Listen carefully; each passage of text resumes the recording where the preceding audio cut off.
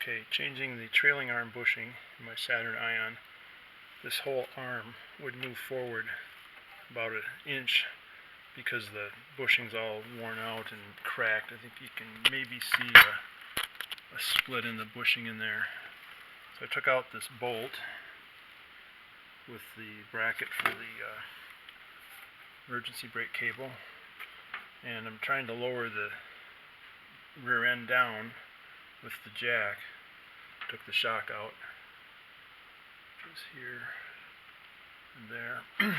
But I got to get the other side loose. I can't lower it enough to get this out. One thing that I was fortunate on, I saw other cars where you can't get this bolt out. They put it through this direction and then it won't come out. You can't pull it out far enough because it hits the fender. And so luckily this was in the other way, so the bolt would slide out. So I'm going to try to get the other side out. Well, I spoke too soon. This bolt won't come out. I just measured because it's going to hit the gas tank. So the option is to take out the gas tank, but this is so rusted up in here that there's no way those bolts would come out, I'm afraid. So the other thing you can do is take this bracket out with these bolts here, but it's so rusted I'm worried those things will maybe even break off. So this is a Minnesota car and it's got rust everywhere. See, the floorboard is actually rusted through in places. So I guess I'm going to try to take that bracket off and hope that I don't have any trouble. Well, that's what I was afraid of. This bolt, it's got a captive nut that's uncaptivated in there. So now I got a big problem. I can't get that. There's no way to get this bolt out, and I can't even tighten it. The nut's just rattling around in there. The other two came out. I loosened them, but so now I don't know. I should probably just junk this thing. I was trying to get to 400,000 miles, but this is going to be nasty to try to figure out how to fix this. I guess I'll have to cut into this cavity here to see if I can maybe get a screwdriver on to hold the nut. I ran into this problem on the front end once too, and it's miserable.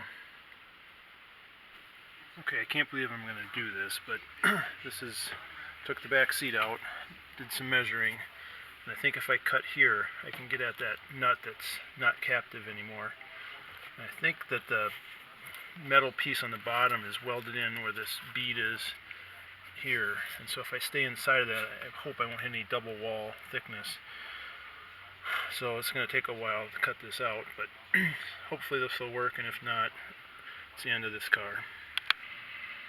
Okay, the cutting went pretty well, and there's the bolt, and you can see it's loose. The nut down there is not contained anymore. So I think I'm going to try to get in there and just weld it in place and see if it'll hold enough to take it out. I'll soak it, and then I'm going to try to weld this piece back in. Here's how I cut it. It's the Dremel with this cutoff wheel on it. They got these new quick change wheels instead of the screw-on type. And the whole purpose of that is so you can go through them faster and spend money at a faster rate. Okay, I cut this cage off, at least half of it I couldn't cut behind. And the metal's pretty weak in there. It moved around when I was prying, so I think I'm going to try to hold that nut with a crescent wrench and take out the bolt. I'll spray it first and see if I can't get it out. I'm worried if I weld it in there I might not get it centered right, so I think I'll put it back together and then weld it once it's clamped in place. Well, I couldn't get the thing out by myself. Trying to hold it on one end and reach around and get underneath and turn the other side was impossible. So after about $25 of cutoff wheels on the Dremel, I've got this captive nut split, and now I can finally get it out, I think. Victory! Here's what's left of that nut. I was able to try to cut it in half and then split it off the bolt, pried it apart with a screwdriver. Well, I thought this one was out. It was almost this far out. I turned it a little more, and now I got the same problem with this one where the nut is not captive anymore. You can actually see, I don't know if you can see in the video, but the diameter of the bolt is much thinner here where it's been rusting. But I don't know, maybe I can get a nut in through that hole and another bolt in, so I guess I'll cut this off, and hopefully the third one will come out without doing this. Alright, I got this bracket out finally. Bolt that went through the bushing. And here's the bushing. You can see it's just a little loose in there. Okay, got the old bushing out. Thing is just shot. In fact, I can even push this metal inner guts right out. The new bushing is more solid around here, so I don't think I need it to last nearly as long, but looks like it might be better. I had to chisel the metal part of it out. It's really sucked. Now the problem is I can't drop this down far enough to get the bushing out on this side without taking the plate off, which I don't want to go through that again. And I didn't want to disconnect the brake lines because they're so rusty. I figured they'd twist off as usual. I just couldn't get this down far enough to get the access to the bushing. So as much as I didn't want to, I've got this brake line apart, and it's a good thing to plug it. I got a coupling and a plug here. These are metric, of course, and all I had was English, so it's an M10 by 1 is the brake line fitting to get there. So you get an M10 by 1 union and an M10 by 1 plug, and then hopefully you don't lose so much fluid that the ABS module needs to be bled. And it turns out one of my springs is broken. There's a piece of it stuck on down here on the bottom mount. I think this side's actually worse than the other side.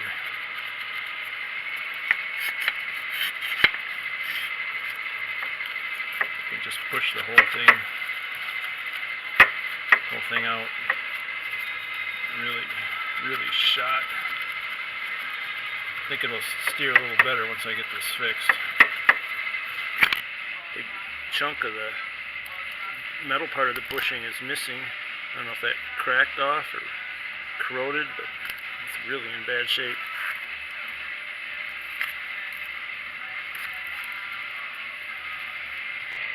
Well, this is so corroded in here.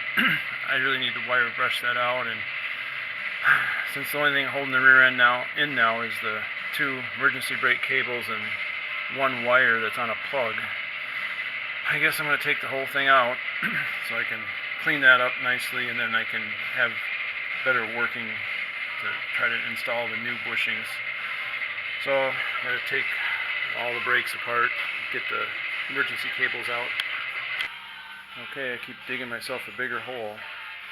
Got the rear end out here, and just clean all the rust out of here. Okay, this is my homemade bushing installer. I've got 4 holes to hit the places where you're supposed to push here, and then I have 3/8 inch bolts through those holes, so they're lined up and hitting there. And then I have a center threaded rod going through. This is an old wheel bearing race that I found, and just a piece of scrap metal to push against. We'll see if it works. This wasn't what I suspected would be the weak link. Okay, 4 thicknesses of that steel plus a couple washers. It's not going to fail at that point. Okay, I got another threaded rod, same size, and I got one of these coupling nuts that's super long. Hopefully that will be a little stronger and not strip out like the last one did. Well, it's almost in. There's just a slight gap. Not sure if that's going to matter or not, but I broke the threaded rod off here. The second one went in much easier. I think I probably cleaned it up better.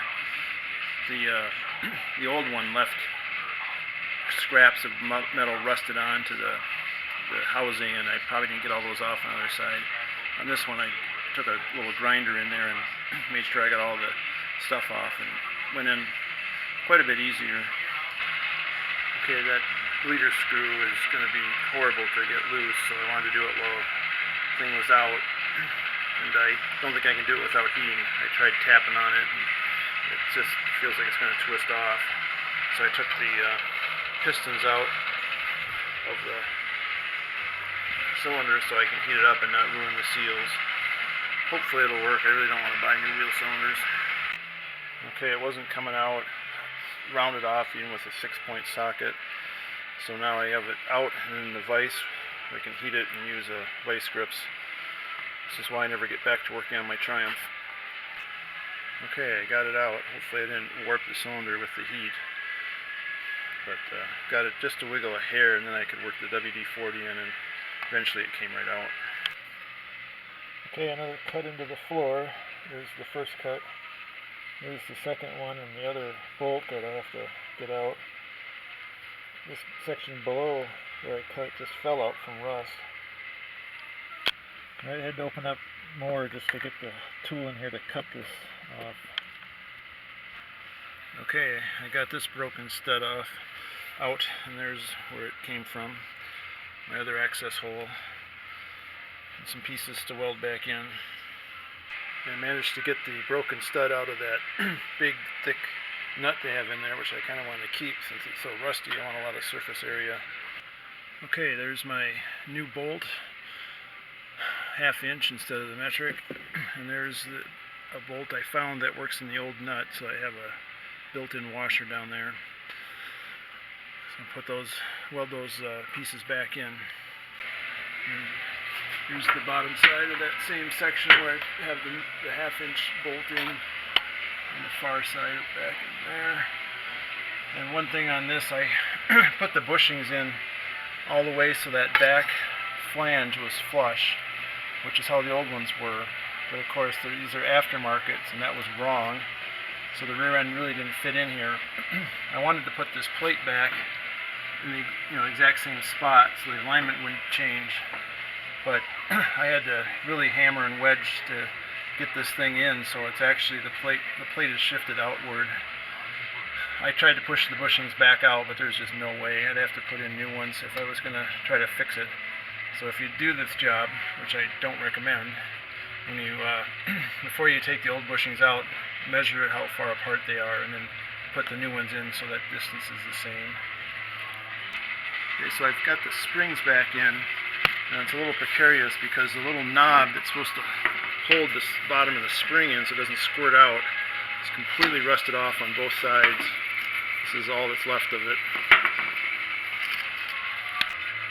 So if you're not going to take the rear end completely out, I think the thing to do is to take this 10mm nut out here, and then there's enough play in the brake line that you won't rip this hose out when you drop the trailing arms down to change the bushings. Okay, getting set to close this up. I'm not going to submit this for the most beautiful weld of the year, but the mice won't be able to get in and out through there. Now I got to close the second hole. This one's not going to be as easy to weld. It's really rusted, so it's probably just going to blow away. In fact, this whole section just caved in when I was trying to cut it out. I'll have to find some metal to weld in there. I got those pieces tacked in, so now I can just slowly go around and finish up those welds. Now this piece will never rust out. It's about 1/4 inch thick. I just found it laying in a scrap pile, so I could weld him in there, and then I got a little bit scrap there that I have to find to plug that up. Okay, the ultimate welding hack. Lay a couple nails in there to fill that hole. Can't be seen. It's just really to prevent the mice from getting in, so I'm going to live with it. Okay, stronger than it was. Looks like crap, but put the seat back down and you'll never know.